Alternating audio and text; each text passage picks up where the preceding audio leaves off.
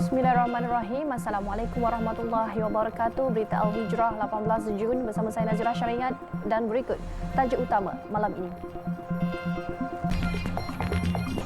Isu pengamal perubatan Islam menyalahi syariat, lapor segera pihak berkuasa. Juga awas pakej badal haji meragukan.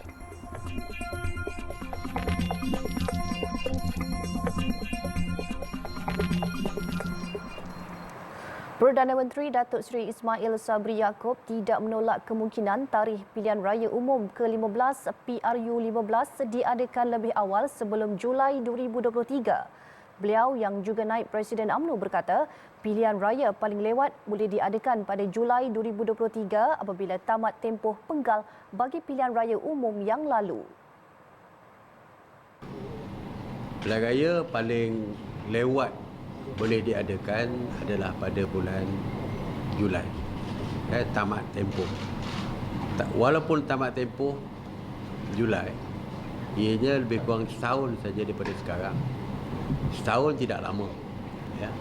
Bagi parti politik untuk menghadapi pilihan raya, setahun bukanlah satu jangka masa yang lama. Jadi kena bersedia. Itu kalau paling lewat setahun.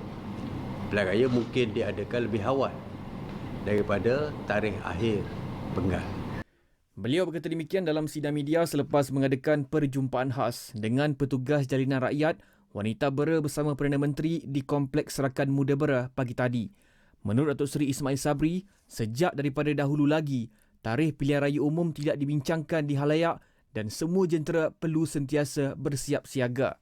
Sementara itu ditanya mengenai Akta Pendanaan Politik, beliau berkata perkara itu sedang dalam kajian awal dan melalui prosedur yang ditetapkan sebelum dibahas dan diluluskan. Katanya pada masa ini, Jabatan Peguam Negara dan Jabatan Undang-Undang di bawah Jabatan Perdana Menteri telah diminta membuat kajian terperinci mengenai perkara itu. Dari segi Akta Pendanaan ini, kita Jabatan Peguam Negara kita telah minta untuk membuat kajian. Begitu juga dengan Jabatan Undang-Undang di bawah Jabatan Perdana Menteri, bahagian hal ehwal undang-undang telah pun diberikan arahan untuk mengkaji dengan detail sebelum dibentang kepada Kabinet nanti. Hanya satu rumah sembelihan di Queensland, Australia dikesan melanggar prosedur operasi standard SOP keselamatan makanan, kebersihan dan piawaian halal setakat ini. Menteri di Jabatan Perdana Menteri Hal Ehwal Agama Datuk Idris Ahmad berkata, tiada laporan lain diterima membabitkan pusat penyembelihan termasuk loji memproses ayam di Thailand dan China berkaitan isu halal. Menurut Datuk Idris, Jabatan Kemajuan Islam Malaysia JAKIM melakukan audit secara berkala di semua rumah sembelihan yang mendapat pengiktirafan dari Malaysia bagi memastikan tidak ada masalah pelanggaran SOP berlaku. Kita sebenarnya ada yang penjagaan kita, terutamanya kita ada CCTV di tempat pusat penyembelihan. Sebab tu kalau dia ada mendakwa bahawasanya berlakunya protokol itu tak betul, daging itu lemas di dalam darah sebagainya, kita ada CCTV. Maka itu salah satu daripada bentuk salah satu daripada SOP kawalan kita dalam soal halal ni. Datuk Idris berkata JAKIM memandang serius isu halal haram dan sekiranya terdapat maklumat yang dilaporkan, tindakan segera akan dibuat. Katanya ia terbukti dengan penggantungan serta-merta kelulusan loji sembelihan kendalian Thomas Food International Lobitel ekoran pelanggaran SOP penyembelihan halal. Datuk Idris berkata demikian kepada media pada program Jualan Bergerak Bantu Rakyat Parlimen Bukit Gantang di Kampung Kurnia Jaya, Kamunting hari ini. Dalam pada itu, mengulas mengenai laporan terdapat pengamal perubatan Islam yang menggunakan kaedah perubatan menyalahi syariat dan akidah Islam, Datuk Idris Ahmad menyuruh pihak berkaitan untuk membuat laporan kepada Jabatan Agama Islam Negeri, Polis atau Suruhanjaya Komunikasi dan Multimedia SKMM. Ia bagi membolehkan siasatan segera dijalankan. Kita harapkan perkara ini netizen kalau boleh laporkan. Jangan kita kata nak tunggu pejabat agama. Kita semua ada hak semua. Hak benda-benda yang benda-benda tak betul ni jangan kita nak kata nak tunggu jabat agama tindakan. Ada kita ada hak kita sendiri pergi jabat agama atau report polis. Boleh kita buat. Ini tanggungjawab kita. Kerana kita tak nak benda-benda ni menular jadi satu amalan biasa. Semalam, Mufti Pulau Pinang Datuk Seri Wan Salim Wan Muhammad Nur mencadangkan agar Jawatankuasa Muzakarah Majlis Kebangsaan bagi Hal Ehwal Agama Islam mengadakan suatu mesyuarat bagi memperhalusi isu berhubung trend seorang pengamal perubatan Islam melakukan kaedah rawatan imbas pesakit dari jarak jauh secara dalam talian. Beliau berharap dapat ditetapkan hukum berkenaan perkara tersebut dan diselaraskan di seluruh negara agar tidak disalahgunakan sesetengah pihak. Pengoperasian semula perkhidmatan tren kereta api tanah Melayu Berhad KTMB Shuttle Tebrau Woodlands Singapura hari ini dijangka dapat mengurangkan kesesakan trafik di Tambak Johor. Perkhidmatan itu mula digantung sementara pada 24 Mac 2020 berikutan penutupan sempadan akibat COVID-19. Menteri Pengangkutan Datuk Seri Dr. Wee Ka Siong berkata, setakat ini jualan tiket shuttle Tebrau mencapai 70,000 bagi perjalanan bulan ini. Katanya dengan jumlah yang besar, ia dapat merancakkan sektor ekonomi negara, khususnya di Johor. Pengoperasian semula ini kita dapat mengurangkan kesesakan di Tambak Johor dan saya ucapkan tahniah kepada Yang Amat Berhormat Menteri Besar kerana sejak pembukaan sempadan semula pada 1 April kita dapat melihat di mana pembangunan ekonomi, prestasi perniagaan para peniaga di sini memang rancak. Dan saya tahu bahawa ini adalah satu destinasi yang sangat popular dan kita akan memberi perkhidmatan terbaik kepada rakyat mereka yang sentiasa beralih sini ke Singapura dan sebaliknya. Beliau berkata demikian dalam sidang media selepas pelepasan tren shuttle Tebrau di Terminal JB Central pagi tadi. Terdapat 31 trip perjalanan shuttle Tebrau setiap hari yang bermula jam 5 pagi hingga 11.45 malam dengan 13 perjalanan dari Malaysia Singapura dan 18 perjalanan dari Singapura Malaysia. Perkhidmatan tren shuttle Tebrau ini mampu menampung kapasiti maksimum seramai 320 penumpang setiap trip perjalanan dengan jangkaan 7,000 penumpang sehari. Perkhidmatan itu mengekalkan tambang sedia ada iaitu RM5 sehala bagi perjalanan dari JB Central ke Woodlands dan SG D5 dari Woodlands ke JB Central. Kerajaan perlu memastikan sistem pengangkutan awam sentiasa menjadi pilihan utama rakyat, khususnya pengangkutan tren. Lembaga Pengarah Global Alliance of Road Safety, Profesor Dr. Kulantaya Kesimani berkata, langkah itu bagi memastikan keselamatan rakyat yang berisiko untuk terlibat kemalangan jalan raya jika menggunakan pengangkutan persendirian di jalan raya. Hadiza Faisal ada laporannya. Cadangan itu adalah berdasarkan isu kelewatan dan kesesakan pengguna perkhidmatan transit aliran ringan LRT laluan Kelana Jaya yang kerap kali berlaku. Jelas beliau perbezaan peratusan kemalangan melibatkan pengangkutan awam itu lebih ketara jika dibandingkan dengan pengangkutan persendirian seperti motosikal sebanyak 68% dan kereta sebanyak 16%. Sistem pengangkutan awam sama ada pengangkutan awam darat maupun pengangkutan awam rel seharusnya menjadi pilihan utama rakyat kita. Kerana apabila kita menggunakan pengangkutan awam, perjalanan kita jauh lebih selamat berbanding mana pengangkutan persendirian. Sebagai contoh, kalau kita lihat pada tahun lepas 2021, angka kematian yang disumbangkan daripada pengangkutan awam iaitu bas hanya 0.04%. Situasi itu katanya menimbulkan kebimbangan sekiranya kelemahan pengangkutan awam tersebut tidak diselenggara dengan pantas, pengguna akan beralih kepada pengangkutan persendirian yang boleh menyebabkan kesesakan jalan raya yang lebih kritikal sekaligus memberi kesan kepada kesihatan mental dan emosi masyarakat. Justru beliau berpandangan kerajaan dan pihak pengerusan sistem perkhidmatan LRT perlu bekerjasama untuk memastikan penyelenggaraan berkala dilakukan pada tahap terbaik. Untuk memastikan sistem kita bergerak dengan baik, sebaik mungkin penyelenggaraan berkala ataupun mengikut jadual disempurnakan. Dan untuk memastikan perkara ini berlaku, memang dari segi perancangan perlu ada dan juga dia dibantu dengan peruntukan kewangan untuk tujuan penyelenggaraan dan juga peruntukan dari segi masa juga.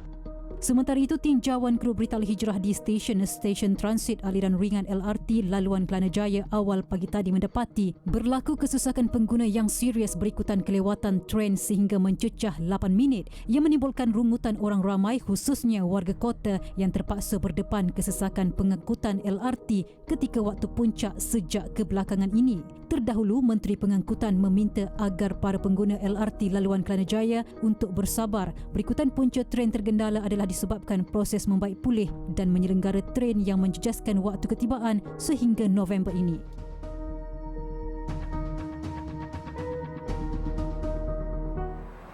Inisiatif kerajaan memberikan pengangkutan awam iaitu Rapid KL dan KTM komuter secara percuma selama sebulan membolehkan lebih ramai rakyat mengambil peluang mencuba pengangkutan awam itu sekaligus mengurangkan kesesakan lalu lintas. Tinjauan Berita Al-Hijrah di Ibu Negara hari ini mendapati ada antara warga kota yang pertama kali menaiki pengangkutan awam bersama keluarga pada cuti hujung minggu. Laporannya bersama Azlinda Sahaluddin. Menurut salah seorang pengguna yang ditemui, inisiatif ini memberi peluang kepada dia sekeluarga merasai pengalaman menaiki pengangkutan awam di Ibu Negara. Hari ini kami ambil kesempatan dengan pengumuman kata ada percuma. Jadi kami try naik LRT, kemudian MRT dan monorail. Dan ini pengalaman pertama kami lah. Sudah sekian lama tak naik. Kemudahan percuma oleh kerajaan ini dapat membantu mengurangkan jumlah kenderaan di jalan raya sekaligus mengurangkan kesesakan lalu lintas terutamanya pada hujung minggu. Bagus, inisiatif yang bagus daripada kerajaan lah untuk beri merasai secara percuma. So maksudnya kerajaan memberikan peluang kepada orang yang tidak naik MRT secara berkala kepada orang-orang tersebut supaya mereka dapat merasai experience lah. Naik MRT secara percuma. So hari ini dia macam saya rasa lagi ramai daripada weekdays sebab saya pun ada guna juga MRT kadang-kadang. Saya rasa lebih ramai lah. Saya rasa mungkin disebabkan oleh inisiatif kerajaan ni lah, beri secara percuma dan orang ramai pun ambil peluang ni lah. Polis bantuan juga dilihat menjalankan tanggungjawab di setiap stesen menjaga kebajikan para pengguna terutamanya dalam menjawab setiap pertanyaan mereka yang pertama kali menaiki pengangkutan awam ini. Sebab banyak juga polis ke pengawal pun banyak sebenarnya.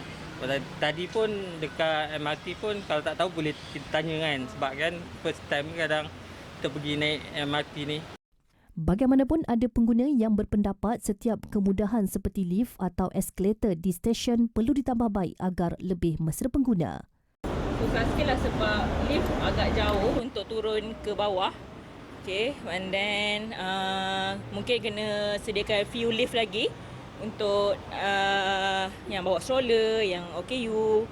Okay, kalau macam tangga macam susah sikit kan. Banyak tangga memang okey, cuma susah sikit lah untuk nak angkut semua tu. Ramai pengguna pada hari ini dilihat mengambil peluang yang diberikan oleh pihak kerajaan dalam memberikan perkhidmatan percuma kepada semua pengguna selama sebulan. Namun, pihak kerajaan juga diharap lebih komited dalam menambah baik kemudahan sedia ada di setiap stesen dalam memberikan kesenangan kepada semua para pengguna. Azlinda Sahaluddin, Berita Al-Hijrah.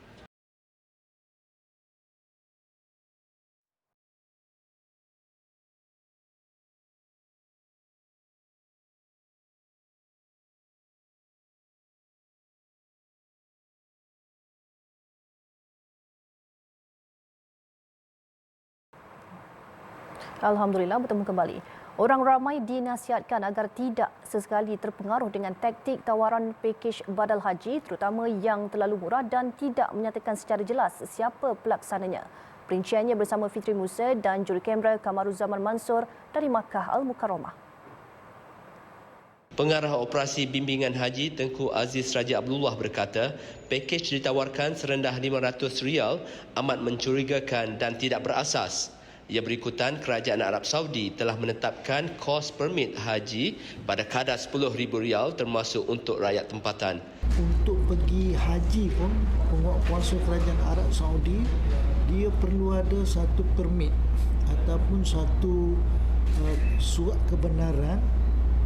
Permit tersebut harganya, pakej tersebut berharganya lebih kurang dalam RM10,000 ataupun lebih. Jadi dia bercakap mana mungkin kita nak ambil ibadah haji sedangkan dia kena bayar 10,000, itu pun Saudi Riyal. Dan ini kalau Malaysia RM memanglah tak berbaloi untuk mereka melaksanakan ibadah haji. Menurut beliau, sesetengah pihak juga mendakwa upah badal haji akan diberikan kepada pelajar di Tanah Suci, sedangkan pelajar juga memerlukan permit sama untuk kerjakan haji. Tengku Aziz berkata lembaga tabung haji yang memainkan peranan penting di Tanah Suci pun tidak menawarkan badal haji tahun ini kerana menyedari pelbagai peraturan ditetapkan Arab Saudi. Beliau turut menasihatkan umat Islam supaya tidak terlalu terdesak, sebaliknya perlu memahami tuntutan sebenar badal haji. Bagi mereka yang meninggal kemudian tidak ada kemampuan untuk melaksanakan ibadah haji, maka dari segi mati tadi terlepas hukumnya, tidak terikat dengan melaksanakan ibadah haji. Dan bagi waris juga tidak perlu untuk melaksanakan bagi dia, sebab dikira istitaah tu adalah daripada orang yang asal. Kalau misalnya anak, saudara yang berkemampuan itu tidak dikira sebagai istitaah. Cuma yang berkemampuan ni istitaah untuk diri dia lah, kan? Tidak terikat kepada orang lain. Mereka yang berminat untuk melakukan badal haji perlu memeriksa identiti pelaksananya dan tidak hanya membayar tanpa usul periksa. Ini kerana bukan semua boleh melakukan badal haji kerana terdapat syarat-syarat tertentu. Fitri Musa dan juru kamera Kamarul Zaman Mansur melaporkan dari Mekah Al-Mukarramah untuk TV Al-Hijrah. Permintaan tinggi menjadi faktor utama bekalan lembu bagi ibadat korban amat terhad menjelang Aidiladha nanti. Pengarah urusan Nur Azzuddin Feedlot Center Nur Azzuddin Abdul Aziz berkata, oleh sebab itu umat Islam dinasihatkan agar tidak membuat tempahan di saat-saat akhir bagi mengelak risiko ketiadaan bekalan ternakan ruminan tersebut. Pada saat-saat akhir, terutamanya sektor korporat, kebanyakan mereka tu membuat keputusan untuk berkorban dalam saat akhir, dan juga orang-orang perseorangan. Kalau kebanyakannya masjid, kebanyakannya dah datang lah untuk mendapatkan bekalan. Saya jangkakan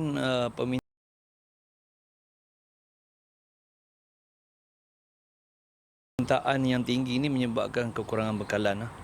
Dan saya dapat tahu kebanyakan daripada kandang-kandang lain juga habis bekalan.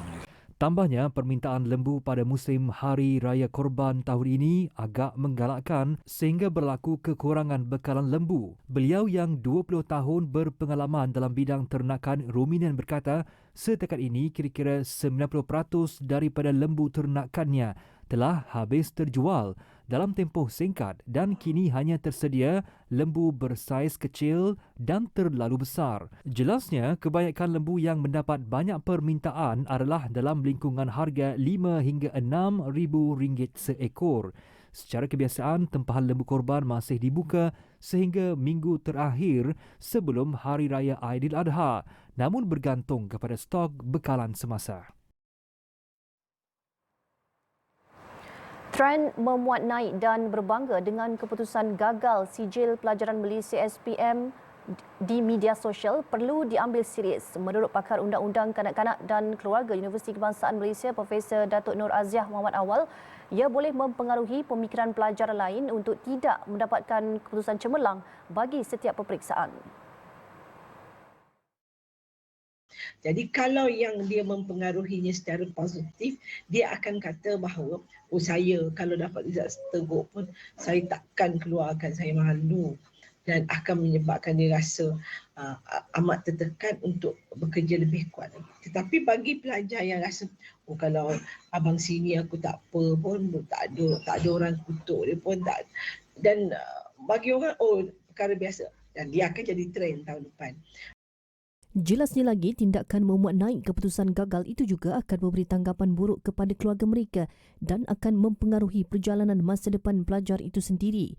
Beliau juga berpendapat ada kemungkinan pelajar bertindak demikian kerana merasa tercabar serta tertekan dengan video keputusan yang dimaknai oleh pelajar cemerlang dan seterusnya mendorong pelajar untuk menayang keputusan tidak cemerlang di media sosial. Dalam masa sama, Profesor Datuk Nur Aziah menasihati pelajar dan keluarga yang menerima keputusan cemerlang untuk tidak meraihkan kejayaan secara berlebihan dan hanya meraihkannya dengan sederhana. Sementara itu, lepasan sijil pelajaran Malaysia SPM yang memperoleh keputusan kurang memuaskan tidak seharusnya berputus asa. Sebaliknya, mereka perlu meneroka bidang-bidang pengajian lain termasuk bidang kemahiran yang terbuka luas. Menurut Pensyarakanan Program Kaunseling Fakulti Kepimpinan dan Pengurusan Universiti Sains Islam Malaysia USIM, Dr. Nur Hafizah Muhammad Syukur, setiap individu mempunyai potensi dan kecenderungan masing-masing yang perlu mereka cungkil dan mendalami minat tersebut. Ada anak-anak yang mempunyai potensi dalam bidang akademik, suka belajar, suka membaca, suka menelaah.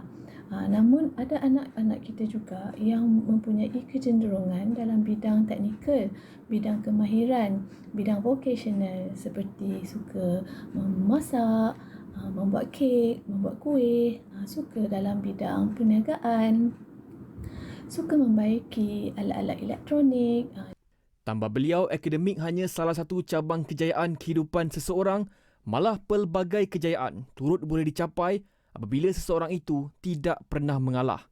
Selain itu, dengan motivasi, semangat serta galakan ibu bapa, anak-anak boleh berjaya dengan pelbagai cara. Ibu bapa perlu lihat anak-anak ini mempunyai kecenderungan bukan hanya kepada akademik. Akademik hanyalah salah satu ataupun segelintir daripada faktor-faktor kejayaan kehidupan seseorang. Selain pada akademik, ada pencapaian dalam bidang kemahiran, sasiah. Kemudian kejayaan seseorang itu boleh ditentukan dengan bagaimana mereka boleh bangun selepas gagal contohnya. Menurut beliau, tidak semua orang yang gagal sewaktu SPM akan menghadapi masa depan yang kurang cemerlang. Sebaliknya, mereka perlu belajar daripada kegagalan dan merangka strategi untuk membina masa depan yang cerah.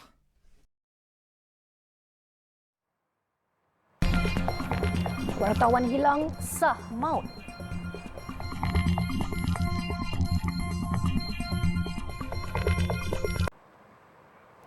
Laporan luar negara, wartawan Britain Dom Phillips dan jurupandu warga Brazil yang dilapor hilang di Amazon 2 minggu lalu disahkan maut akibat ditembak. Mayat kedua-dua mereka ditemukan ditanam di bahagian terpencil di Amazon. Identiti mangsa disahkan hasil ujian forensik dan rekod pergigian. Pihak berkuasa berkata Phillips mati ditembak di dada manakala jurupandu yang juga pakar pengkaji masyarakat dan orang asli Pereira dibunuh dengan 3 das tembakan, salah satunya di kepala. Phillips, 57 tahun, berkhidmat untuk akhbar The Guardian, berpangkalan di Britain dan mengembara ke wilayah itu untuk menulis buku mengenai orang asli di Amazon. Manakala Pereira, 41 tahun, seorang pakar di Yayasan Pribumi Nasional milik kerajaan. Kedua-dua mereka dilaporkan hilang sejak 5 Jun lepas di kawasan terpencil di hutan terbabit yang penuh dengan aktiviti pelombongan, tangkapan ikan dan pembalakan secara haram selain pengedaran dadah. 10 hari selepas kehilangan kedua-dua lelaki itu, polis menahan suspek dan abangnya. Seorang lagi suspek kes itu menyerah diri di balai polis. Aktivis di negara itu menyalahkan Presiden Jair Bolsonaro atas tragedi menimpa kedua-dua mangsa kerana membenarkan eksploitasi komersial di Amazon yang memberi impak kepada alam sekitar, undang-undang dan ketenteraman. Bagaimanapun, Bolsonaro cuba menyalahkan kedua-dua mangsa kerana melakukan perjalanan melulu. Kehabisan petrol dan diesel di sebuah stesen minyak di Sri Lanka mencetuskan rusuhan ketika orang ramai beratur panjang untuk mendapatkan bahan api. Keadaan itu memaksa tentera melepaskan tembakan bagi mengelak perkara lebih buruk berlaku.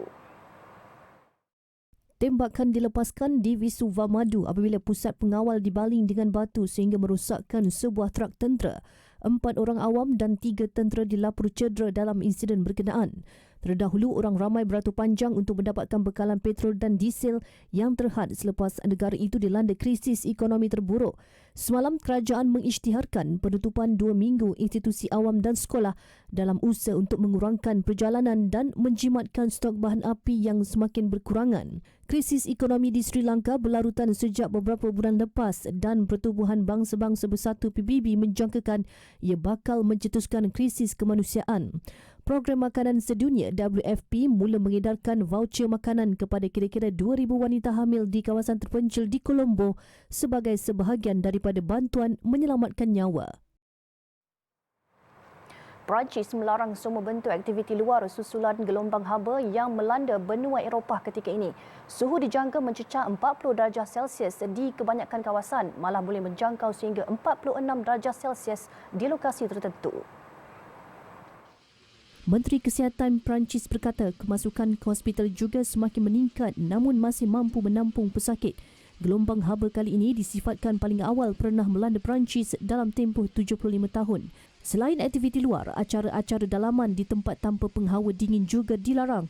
Namun perayaan peribadi seperti perkahwinan masih dibenarkan. Sementara itu, pelajar sekolah di 12 kawasan Amaran Merah diminta duduk di rumah dengan penghuni rumah jagaan diberi keutamaan menggunakan bilik mempunyai pendingin hawa secara bergilir-gilir.